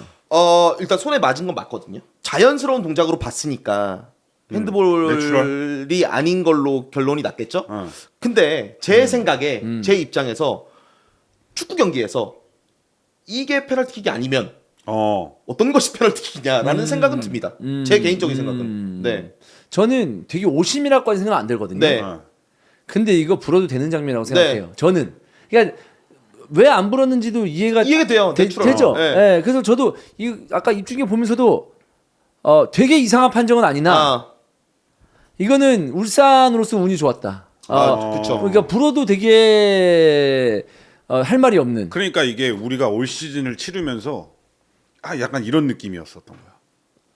불어도 할 말 없고 안 불어도 할 말 없고. 그럼 그러니까 심판에 근데 이거는 어쩔 수가 없어. 이거는 몇 년 동안 저 해외 축구나 다 봐도 이런 장면은 너무 많이 그러니까. 많기 때문에 너무 많기 때문에 너무 많이 봤기 때문에 그러니까 저는 이게 PK가 아니면 어떤 게 PK냐라고 말씀드렸던 건 뭐냐면 손에 명확하게 맞았기 때문에. 근데 저는 손에 맞은 장면이 축구 경기에서 자연스러움이라는 걸로 이렇게 포장이 된다는 게 좀 저는 개인적으로 불만족스러운 사람이에요. 근데 정승현의 움직임 자체를 보면은 되게 자연스러웠어. 그냥 손을 뻗으면서 맞은 게 아니고 자연스럽게 이쪽으로 방향으로 트는데 와서 따닥 맞은 거거든요. 그러니까 정승현의 몸동작 보면 진짜 자연스러웠다고 표현을 하는데 이렇게 명확하게 맞은 게 페널티킥이 아니면 축구에서 페널티킥을 핸드볼을 주는 상황들은 과연 어떤 상황이냐라는 이제 생각들이 항상 듭니다. 이런 그러니까 장면을 이 보면. 핸드볼이 진짜 매년 그리고 사실 이게 그냥 일반 리그 경기면은 그냥 1대1 무승부 울산 대구 해가지고 네. 1대1 무승부면은 야 대구 경기 잘했으니까 울산 체급 크니까 승점 1점 그냥 만족한다라고 할 수 있겠지만 지금 대구는 그런 입장이 아니기 아니죠. 때문에 이 핸드볼 하나하나가 굉장히 중요하다고 그러니까 이슈가 되고 있는데 그래서 저는 제가 이제 2009년에 해설자 데뷔한 이래 단 한 해도 핸드볼에 대해서 아주 깔끔하고 명확하고 넘어간 적이 단 한 번도 없습니다. 깔끔할 수가 없죠. 네. 네. 왜냐면 그래서 제가 몇 년 전부터 얘기했던 거 그냥 맞으면 불어. 음. 손가락 끝에라도 걸리면 불어. 그럼 깔끔하지. 나는 그랬으면 좋겠어. 그러니까 제가 얘기하고 싶었던 게 사실 어. 그거예요. 왜냐면 이렇게 명확하게 손에 맞았는데 이게 자연스러운 동작이기 때문에 핸드볼이 아니다라고 하는 거는 그건 기준이 어려워지는 거야. 맞아. 기준이 어려워지는 거야. 그리고 이렇게 뛰는 선수들은 이렇게 해서 맞으면 자연스러운 건데 이렇게 뛰는 선수들이 있고 이렇게 뛰는 선수도 그럼- 있잖아. 근데 그리고 이렇게 뛰면 손해 뭐 보겠네. 일부러 공격수들이 손 맞추기 게임 한다. 그러니까. 하잖아. 그럼 손 맞추기 게임에서 PK 해. 그치. 그럼 다 뒤지고 그치. 이렇게 하고 골 더 많이 나오겠네. 전 그렇게 생각합니다. 네. 그리고 아니면 내가 봤을 때 한 10명의 배심원을 둬 경기에. 괜찮은 생각이야. 괜찮은 생각이야. 근데 누가 했는지는 말하지 않고 그치. 핸드볼이냐 아니냐 투표하는 거야. 투표를 하는 거야 그냥. 9명을 둬야 되겠구나. 나는 그러니까 내가 말하는 건 뭐냐면 이거는 나 솔직히 말해서 판정이 아예 이상한 판정을 생각 안 한다. 저도 이상하지 않아요. 왜냐면 기준이 근데 이거는 내추럴이니까. 대구 입장에서는 빡치는 상황이죠. 네, 그렇다 이거죠. 그래서 경기 끝나고 나서 이걸 말씀드릴게요, 여러분. 안 보신 분도 있으니까. 김주공이 전반 막판에 골 넣었잖아요. 네. 그리고 나서 울산 이청용이 다른 선수도 아니고 이청용이 95분.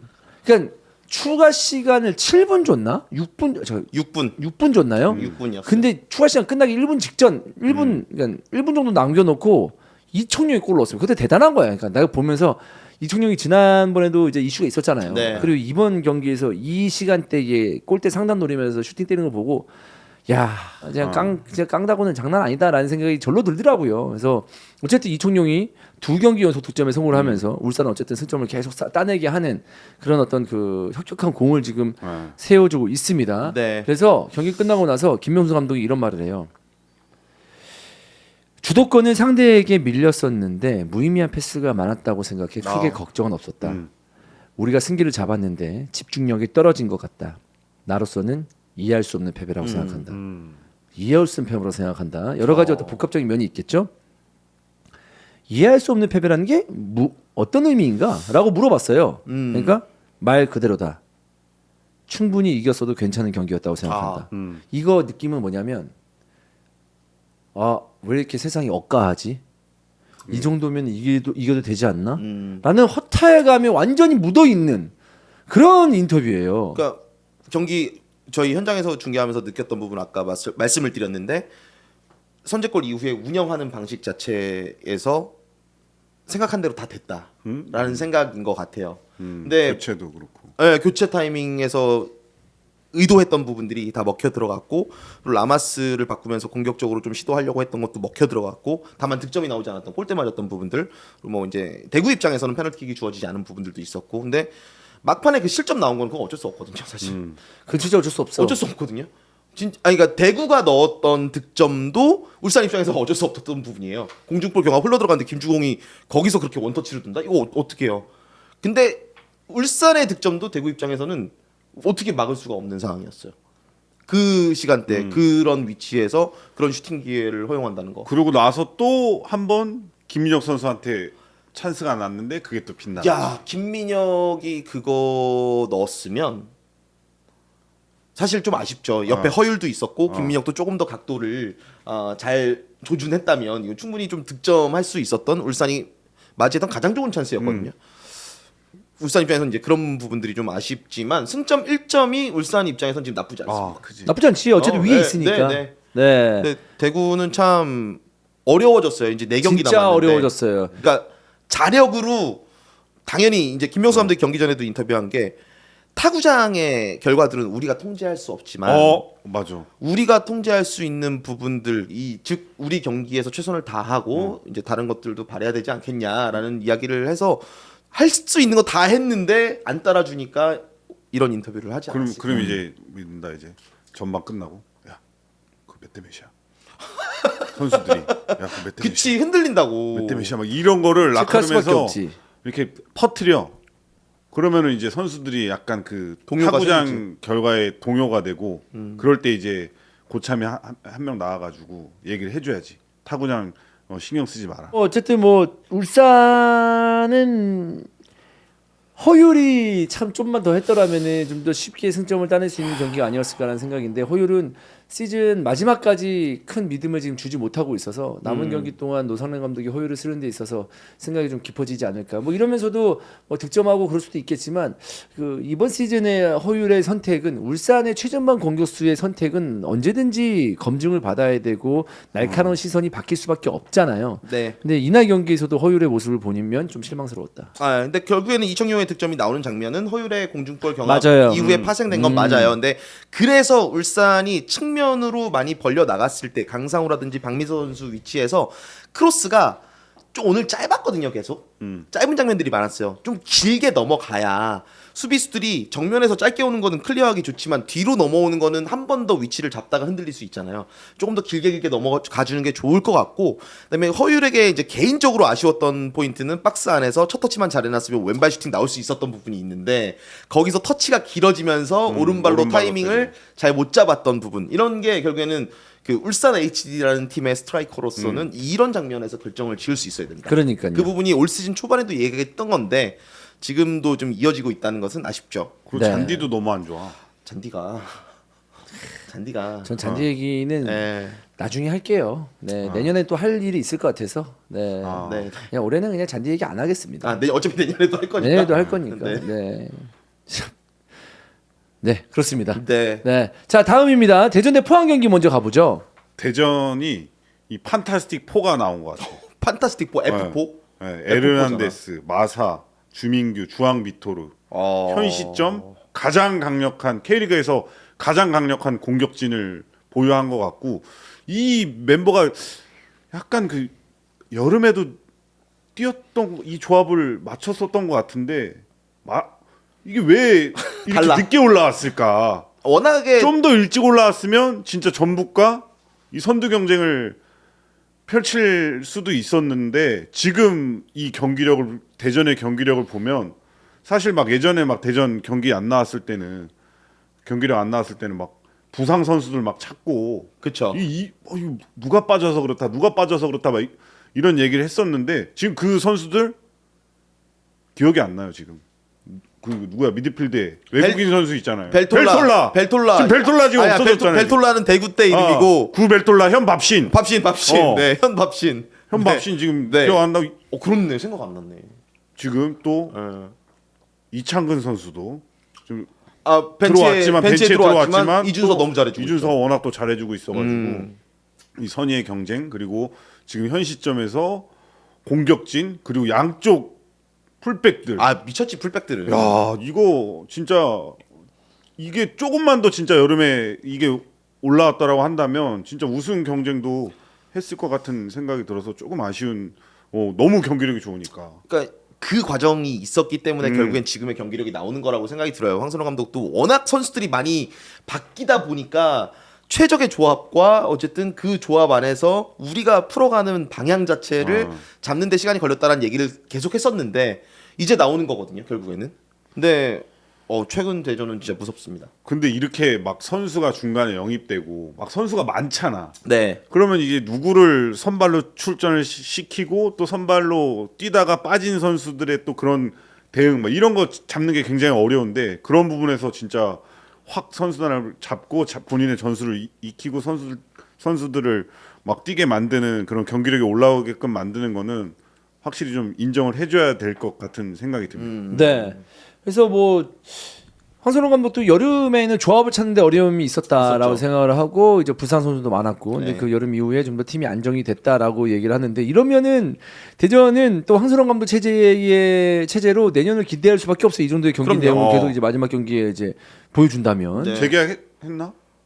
아직 오피셜로는 안 나온 것 같은데 가겠죠. 이 정도면. 가야죠. 그러니까 재계약은 네. 그 시즌 초반에 이걸로 하는 게 아니라 막판에. 막판 걸로 가는 거야. 그래. 재계약은. 그래 이제 막판 막판 너무 걸로 좋으니까 밀어붙여야지. 대전이 지금 분위기 네. 너무 좋고 일단은 아시아 무대로 갈 수 있는 그 순위를 만들면서 다음 시즌까지 끌고 가야죠. 그래서 이 경기는 뭐 대전이 2대 0으로 승리를 했는데 이호재 공백을 느낄 수밖에 없었던 포항이었습니다.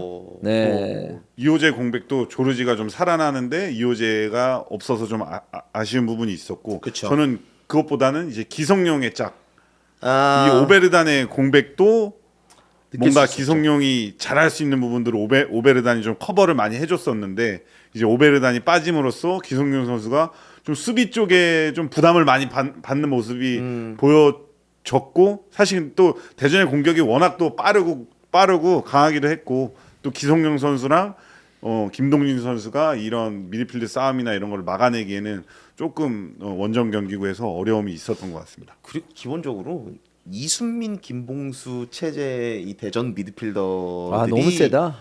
그러니까 사실 이 두 선수가 합이 좋아진 지 얼마 안 됐거든요. 그렇지. 네, 사실 이순민도 시즌 초반에 폼이 그렇게 좋지 않았고 또 김봉수가 들어온 이후에 이들의 롤이 좀 애매했어요. 역할 분담이. 근데 지금은 최근에 이제 대전의 경기력이 좋아지면서는 이 허리 라인, 척추 라인이 단단해졌기 때문에 앞으로 갈 수 있는 힘이 되는 거거든요. 거기서 사실 기성용, 김동진 컴비가 최근 이순민, 김봉수 조합과의 힘싸움에서는 조금 밀렸던 부분은 분명히 있다. 네. 생각이 듭니다. 이 전반전에 이제 그 이명재의 프리킥 원더골, 어. 네, 그 골이 있었고 그리고 이제 마사가 들어갈 때 그 신광 선수 파울이죠. 네. 그렇죠, 네. 그렇죠, 그렇죠. 그 마사 그 싸움 딱 그 모습 그런 상황에서 밀고 들어가니까 상황을 만드는 거야. 맞아, 들어가야 돼. 그러니까 박스 안쪽에서 뭔가 상황을 만들려면 네. 계속 시도를 해야 돼. 근데 신광훈도 대충 하다 놔야지. 아니, 그거 씨름하러 왔어 지금. 아니, 그 놓는 거를 못 하잖아 유일하게. 본능. 신강훈 선수가 진짜 다 잘하는데 못하는 게 하나 있어. 잡았다가 놓는 거. 그 끝까지 거기서 싸움을 하고 그렇게 오랫동안 하고 있으면 심판이 휘슬을 불 수밖에 없죠. 본능적으로 이게 그 있잖아요. 세포가 기억하는. 그러니까 다른 걸로 이제 생각을 하는 게 아니라 세포가 이제 딱 잡는 거지. 그걸로 몇십 년 동안 그치. K리그에서 살아남은 선수기 때문에 지금 좀 더 발전이 됐어요. 그게. 근데 그게 박스 밖에서 하프라인 쪽에서는 발전이 됐는데 안쪽은 이게 안 되는 살짝 거야? 이 박스 안에서도 박스 그 하프라인의 본능이 나오면서 좀 PK를 헌납하지 않았나. 약간 이런 이야기 있잖아요. 신강훈 선수가 지금 굉장히 많이 뛰었잖아요. 무릎보다 손목이 더 안 좋다. 삿바 잡는 선수처럼. 그래서 항상 테이핑하고 나오잖아 손목에. 네. 신강원한테 얘기한다. 근데 대단합니다. 뭐 38살에 신광훈 선수 얘기할 때마다 뭐 엄청난 선수라는 걸 또 알 수 있는데 아무튼 네, 신광훈 선수의 파울 때문에 PK를 내주기도 했었고 포항은 그 어느 때보다는 좀 무기력한 그런 경기력이었다. 물론 조르지가 공군부터 하면서 뭐 득점 찬스가 좀 있긴 했습니다만은 뭐 골망을 흔들지 못했고요. 2대 0으로 대전이 승리했는데 아까도 말씀드렸지만 대전의 이 가을 상승세가 말이 안 됩니다. 그러니까 이렇게 팀이 안정이 되면 역시 대전이라는 본래 가지고 있는 이 스쿼드 그리고 힘이 세구나라는 것을 느낄 수가 있어요. 최근 4경기에서 3승 1무입니다. 대전은 좀 기회예요. 김천이 이번 라운드에서 전북을 상대로 승리하긴 했지만 뭐 이동경, 김승섭, 박상혁 등 주요 선수들이 이제 전역입니다. 끝났어요. 그러면 사실 약간의 과도기를 겪을 수밖에 없거든요. 김천은. 그리고 선수단이 지금 20명밖에 안 될 거예요. 새로운 신병들이 들어오기 전까지. 그럼 대전은 순위를 또 치고 올라갈 수 있는 기회이기 때문에 그 기회를 잘 살려야 되는 황선홍 감독입니다. 네, 2위를 차지할 수 있겠죠. 네. 그러면은 그거 해야 되나? 여권 유효 기간을 일단 좀 확인을 해야 되는 대전 기간? 아침을 못 나갈 가능성은 이제 거의 없는 거의 없어진 거의 거지. 없죠. 거의 없죠. 승리함으로써 그렇지. 그래서 이제 여권을 유효 기간 확인해달라. 그렇지. 네. 대전은 이제 그 거의 아침을 나간다고 봐야 되는 거니까. 네. 아무래도 이제 김천은 조금 흔들리고 있는 상황이고 흔들릴 수밖에 없고 전역자가 있기 때문에 대전은 상승세에 있기 때문에 남은 경기 봐서 대전이 충분히 역전시킬 수 있는 그런 힘을 가지고 있다라는 것을 느낄 수가 있는데 자 이런 어떤 상승세가 조금만 더 빨리 나왔더라면은 전북과 대전의 우승 경기도 그렇지. 볼만했겠다라는 네. 생각이 드는 요즘의 대전의 모습입니다. 네. 자 다음 경기 마지막 경기입니다. 이 경기도 뭐 난리나는 경기였었거든요. 네 서울대 강원 경기입니다. 저는 이제 동시에 다른 경기를 중계를 하고 있었거든요. 울산 대구 경기를 그쵸, 중계하고 그쵸. 있는데 계속 강원이 넣었다는 거야. 강원이 넣었다는 거예요. 근데 어쨌든 강원이 아침에서 빗셀고베전이었나요? 맞습니다. 빗셀고베와의 경기에서 결과적으로 힘들긴 했습니다만 먼저 골 넣는 어떤 그 초반 러시는 대단했잖아요. 그렇기 때문에 대단하죠. 강원 대단하구나. 음. 야 역시 그 빗셀고베한테 많은 골 물론 이제 추후에 실점한 거는 경기의 마지막에 좀 말릴 수도 있었겠구나라고 생각하고 넘어가려고 했어요. 그럴 수밖에 없고 왜 네. 어쨌든 이겼으니까. 그리고 서울 경기 하는데 먼저 골을 확 넣었대. 야 강원 씨 대단하네라고 했는데 갑자기 끝날 때쯤에 4대. 서울 골. 근데 서울 골에서 예 서울 골 넣은 거 압니다. 이랬는데 아니 서울 두 번째 골이라고요. 2대2? 또 서울 골이야. 설마 이거 지금 뭐 그거 아니죠? 아까 골 얘기하는 거 아니죠? 네. 또 골 넣었대. 역전됐대. 아니 그게 채팅창에서도 나는 헷갈릴 정도로 계속 후두둑 들어갔지. 네. 그게 되더라고. 네. 일단 전반전부터 얘기해 보면 FC 서울은 최악의 경기를 이겼습니다. 전반. 표현을 하자면 이런 표현을 해도 될지 모르겠지만 오체 분시 축구. 골키퍼, 수비, 3선, 2선, 1선이 다 따라 넣는, 다 찢어지는 축구 해가지고 원래 서울이 공격 작업까지는 가서 슈팅 마무리가 안 됐지. 아예 막 여기서부터 막 흩어지는 축구는 없었거든. 근데 전반전에 진짜 이거는 툭툭툭 끊기고 수비에서도 막 다 따로 놀고 그래서 야 큰일 났다 이거. 이거 끝났다라는 느낌이 들 정도로 축구가 FC 서울의 축구 김기동 감독의 축구를 전혀 보여주지 못했는데 사실 저는 이 김진수 선수의 온필드 리뷰 장면에서 거기서 이제 PK가 안 됐거든. 근데 그거를 전반전에 찍었다고 하면 이제 또 만약에 전반전에 2대0이 났다 그러면 라카룸에서 막 좀 더 끝났다는 분위기가 나왔었을 것 같아요. 근데 그게 어떻게 보면 그냥 PK가 안 찍히고 후반전에 PK가 찍었잖아요. 최준 선수가 파울해서 찍어서 2대0으로 벌어졌는데 그때 또 서울이 류재문 그리고 린가드 문선민 교체 투입을 하면서 공격적으로 가지고 왔고 강원은 이기혁하고 김대우를 넣으면서 3백으로 바꿔요. 네. 근데 그 3백이 약간 진짜 64분에 그냥 더 2대0이니까 장구겠다 이런 느낌의 3백이 아니라 이 공격도 아니고 이 수비도 아닌 그런 3백을 가지고 가면서 그때 딱 실점을 해버리니까 완전히 우르르 좀 흔들리면서 역전까지 당하는 그런 그 이날 이 교체가 경기에 좀 승부수였다 생각을 합니다. 교체하면서의 그 컨셉이 좀 애매했어요. 진짜 원일이 형 말한 대로 사실 이 백포 체제로 이유연 서민우가 중원 조합 나왔을 때 강하거든요. 서민우가 조금 더 수비적으로 하면서 괜찮은 모습이었는데 이 상대가 공격 숫자를 좀 늘리면서 바꾸니까 왜냐면 정경호 감독이 그게 있을 거예요. 얼마 전 맞대결 강릉에서 했을 때 먼저 3골 넣고 후반에 2골 먹으면서 좀 위험했던 그 기억이 있어서 그거를 좀 대응하고자 했던 것 같아요. 왜냐면 전반전의 경기를 잘 해놨지만 이 어쨌든 하프타임에 이승모 빼면서 황도윤 투입하고 그리고 나서 공격수들 바꾸면서 미드필더 조합을 싹 바꾸면서 경기 분위기를 바꿨던 서울의 기억이 되게 강력했거든요. 이 문선민 들어오고 이러면서 그거에 대해서 조금은 수비 위치를 수정하려고 했던 게 오히려 독이었다라는 생각은 저도 분명히 듭니다. 그러니까 그 사실 전반전에 진짜 최고의 활약이었거든요. 이유연 선수 완전 네. 진공청소기였어. 네. 다 빨아들였는데 이제 후반 64분에 진공청소 코드를 딱 뽑으니까 거기서부터 이제 FC 서울이 막 공격하기 시작하더니 그냥 몰아치는데 그냥 내 골이 그냥 후두둑 들어가더라고.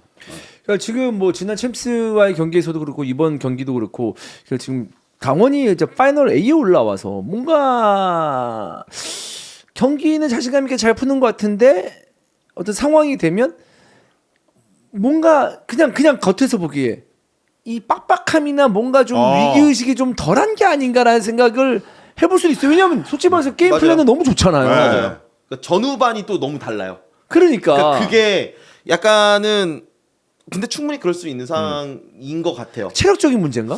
체력적인 문제도 없지는 않을 거예요. 없지는 않을 건데 어쨌든 ACL 경기가 앞서서는 2원화를 해서 운영을 했었고 이번 경기 지난 주말 주중 경기는 그래도 좀 선수를 내보냈었잖아요. 근데 파이널 A 그룹에 속하게 되면서 직접적인 순위 경쟁보다는 이제는 한 방향의 선택을 해야 되는데 그 선택의 기로에서 지금은 좀 애매한 것 같다라는 생각은 듭니다. 그러니까 나는 이유현 선수가 나는 더 할 수 그 퍼포먼스로 더 할 수 있었다고 생각을 하는데 조금 뭔가 미리 뺀 것 같은 느낌이 들어서 그런 부분에서는 조금 이 아챔과 리그를 병행하는 데 있어서 좀 이유현 선수를 미리 좀 관리를 시켜준 게 이번 경기에서 좀 실점으로 이어지지 않았나. 예.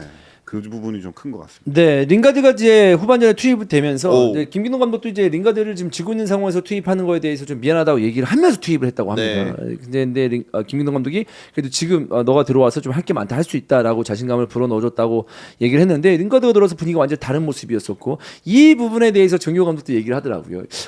우리나라 감독들이 이제 상대방 팀에 대한 스쿼드에 대해서 평가하는 경우는 있어요. 무서운 팀이다. 그 네. 뎁스 두껍다. 근데 이제 자기 팀, 우리 팀 스쿼드 얇다, 뭐 별로다, 뭐 이런 식으로 얘기하는 경우는 별로 없는데 정규현 감독이 경기 끝나고 나서 상대 팀은 어려울 때 뭔가 게임 체인저 역할을 해줄 선수들이 좀 있는 것 같은데 강원은 어떤 좀 좋지 않은 상황일 때 게임을 바꿀 수 있는 선수가 있느냐라고 봤을 때 그런 선수는 좀 부족하다라고 얘기를 하더라고요. 그러니까 뭔가 지금 그러니까 전반전에 보여줬던 좋은 분위기를 쭉 이끌어갈 수 있는 또 한 명의 선수, 또 다른 스쿼드, 아니면 경기 분위기가 안 좋았을 때 분위기를 바꿀 수 있는 또 다른 선수, 그런 스쿼드의 어떤 두터움 이런 것들을 좀 바라는 것 같은데 그거에 대해서 좀 아쉬움이 있나 봐요. 제가 강원 중계를 올 시즌 되게 많이 했어요. 그러니까 기본적인 플랜 A 너무 좋죠.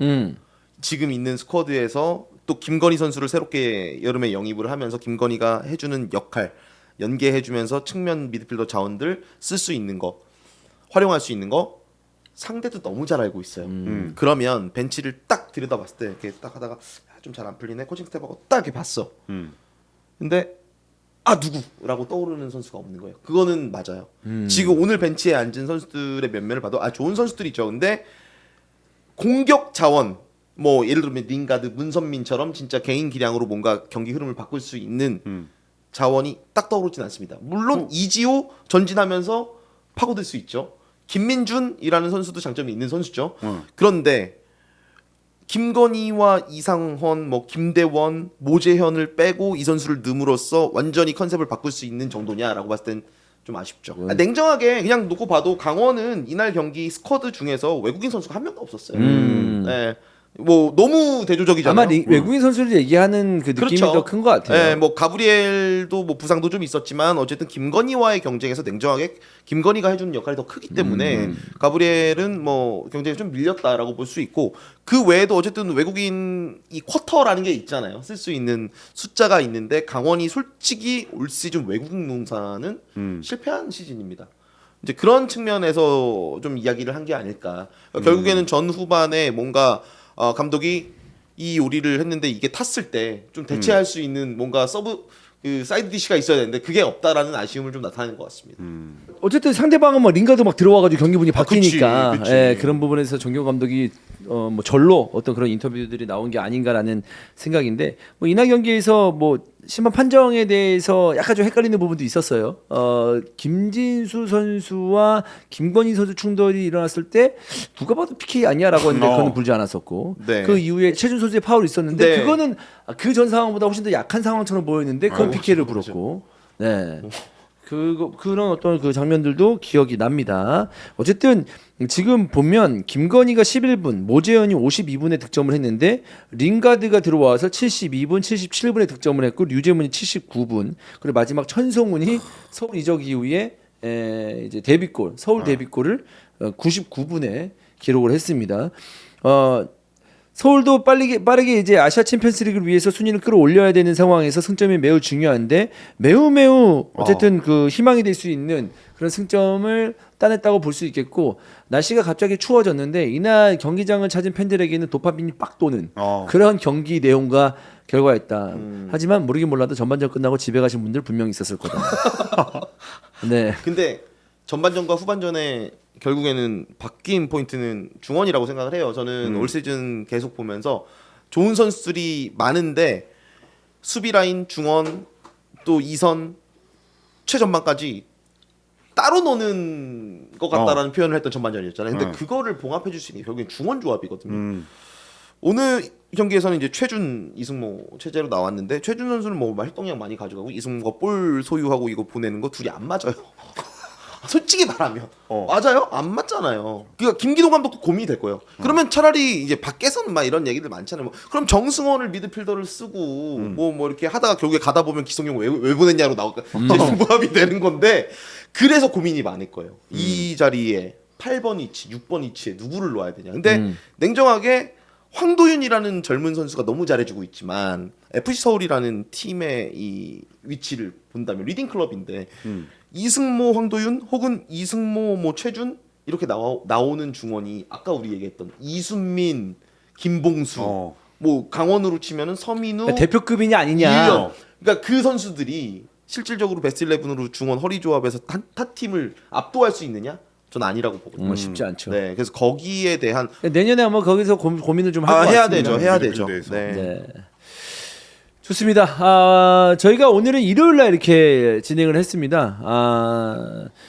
제가 이제 내일 또 일정이 있어가지고 네. 또 낮 경기니까 물론 이제 그 추후에 나오는 소식들에 대한 풍성함은 좀 덜 할 수 있겠습니다만은 편집 빨리 해서 어차피 일찍 한 거 일찍 올리면 좋은 거니까 네. 기다리시는 분들 또 오래 안 기다리게 그거는 저도 이제 PD한테 얘기를 하겠습니다. 그래서 최대한 빨리 업로드를 하도록 하겠고, 그리고 다시 한번 지난 그 방송에서 여러모로 이제 불편함을 좀 느끼게 해드렸는데 이거에 대해서는 저희가 좀 더 신중하게 방송도 하고 편집에도 좀 더 심혈을 좀 기울이겠다라는 말씀을 드리면서 오늘 방송 여기서 마치도록 하겠습니다. 고맙습니다. 감사합니다.